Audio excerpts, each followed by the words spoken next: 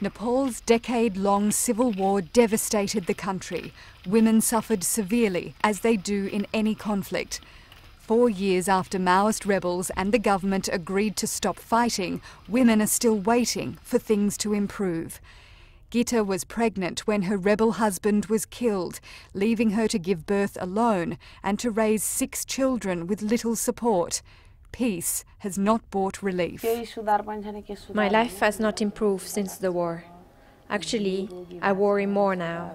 Who will care for my children if something happens to me? At 14, Sushma was kidnapped and forced to serve the Maoists for a year. She still fears for her safety. I don't count on peace in this community. Murders and kidnapping still go on. A UN-supported ceasefire in 2007 created space to improve women's lives, but progress has stalled. Now rights advocates are trying to create new momentum using a landmark UN Security Council resolution on women and war, adopted a decade ago. Resolution 1325 mandated action to protect women and girls during and after armed conflict and called for women's full involvement in peace building and reconstruction. Later resolutions have identified sexual violence as a threat to peace and security. Women and conflict is the subject of the State of the World Population 2010 report released by UNFPA, the United Nations Population Fund, to mark the 10th anniversary of Resolution 1325. In Nepal in 2008, activists taught women they had a stake in constituent assembly elections. 1/3 of seats were reserved for women. NGOs supported by UN agencies also lobbied successfully for new laws against domestic violence and gender discrimination. But today, political divisions have deadlocked Nepal's recovery process. Insecurity persists in much of the country, according to activist Huma Dangi-Shetri.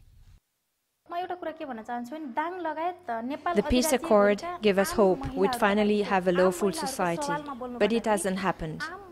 Violence continues and the state doesn't stop it.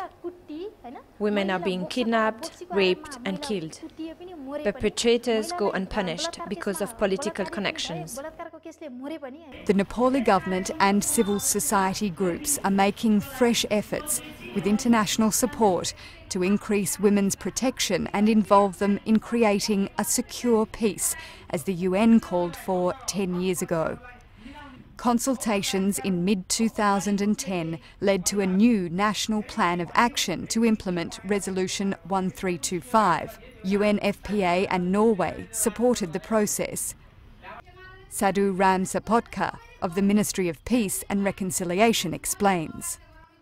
The main purpose of the National Action Plan is to give justice and reparation to the conflict-affected women and the child, the girl child, I mean. Sushma would like to see the Security Council's recommendations carried out in Nepal. Victims from both sides should be compensated for the miseries they endured during the war, and they should be brought together for reconciliation. UNFPA supports efforts to advance women's rights and assist those affected by conflict in a number of Asian countries. It has provided reproductive health services, for example, for women displaced by fighting in Pakistan, the Philippines and Sri Lanka, as well as in Nepal. Women are being helped in other ways to play an equal role in Nepal's recovery. Several UN agencies are providing job training for former Maoist child soldiers. UNFPA offers counselling and childcare so women can participate. Dil Saragatri is grateful for the opportunity to learn a new skill. It is good we're getting this training. Being discharged was harder for women. Men can go to India to work. A woman with a child can't go anywhere. Sonia Tamang is studying for a school entrance exam. I was sorry to leave the camp, but it gave me a chance to become a midwife. That's been my dream since childhood.